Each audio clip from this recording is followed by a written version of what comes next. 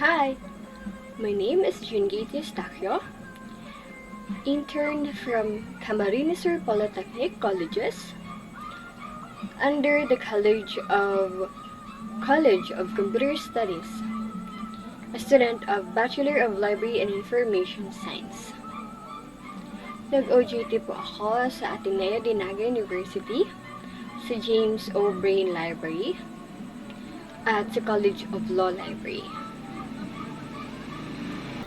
Ang ginawa po namin sa week 1 ay nag-shelving, nag-download po ng mga bar review such as audio, video, and documents para po sa mga clients namin.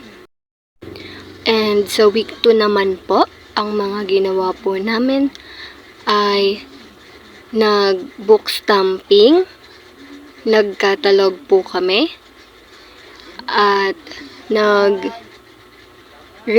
po kami ng mga plastics ng libro, at nag-check po kami ng mga price ng libro, at chinek po namin kung tama po ang mga libro na dumating.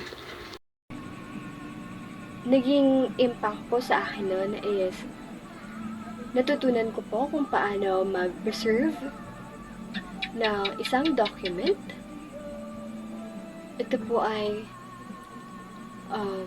first, kailangan po nating paghiwa-hiwalayin ang mga nabasang document.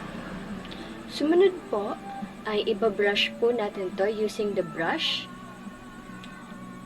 And then, after po nun na mabrush is ilalagay na po natin siya sa isang malaking plastic envelope, and isusok po natin siya sa container na merong 50% water, and yung kabila naman po na container is 50% water and 50% na alcohol.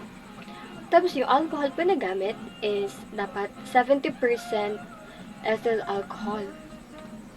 And after po na masok sa water, isusok po doon sa may water na may alcohol.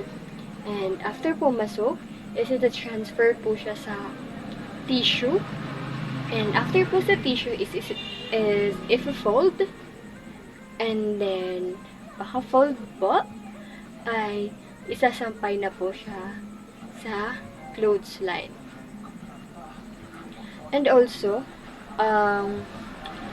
pinaka-naanoan ko din po is yung nagkatalog po kami using LC po.